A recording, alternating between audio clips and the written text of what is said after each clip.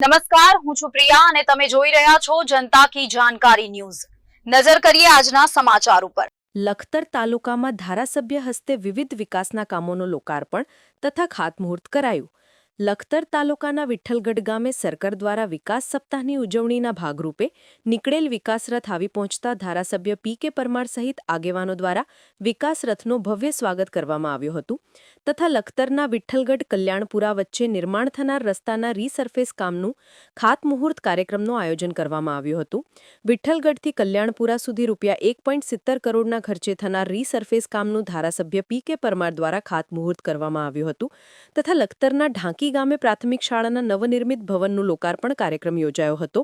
ઢાંકી ગામે અંદાજિત ₹2.25 કરોડના ખર્ચે તૈયાર થયેલ આધુનિક શાળાનું ધારાસભ્ય પી.કે. પરમારના વરદ હસ્તે લોકાર્પણ કરવામાં આવ્યું હતું તથા લખતર શહેર ખાતે મોઢવાણા સદાદ લખતર સુધીનો ₹7.45 કરોડના ખર્ચે નવો રોડ બનેલ છે, જે રોડનું લોકાર્પણ કરવામાં આવ્યું હતું તથા લખતર શહેર ફરતા પંચાયત હસ્તકના સુવિધાપથ નવો સીસી રોડ ₹1.50 કરોડના ખર્ચે મંજૂર થતા ધારાસભ્ય પી.કે. પરમારના હસ્તે ખાતમુહૂર્ત કરવામાં આવ્યું હતું।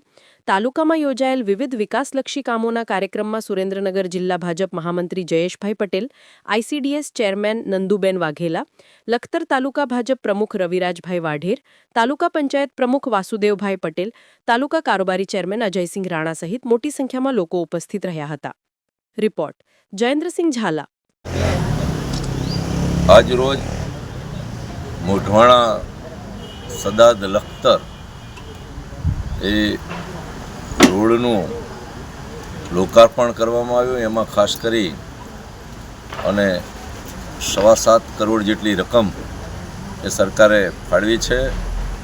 એના માટે માનનીય ભૂપેન્દ્રભાઈ પટેલ સાહેબનો ખૂબ ખૂબ આભાર વ્યક્ત કરું છું। 16.2 કિલોમીટર રસ્તાની અંદર 1200 મીટર જેટલો કામતળની અંદર સીસી રોડ કરવામાં આવ્યો છે।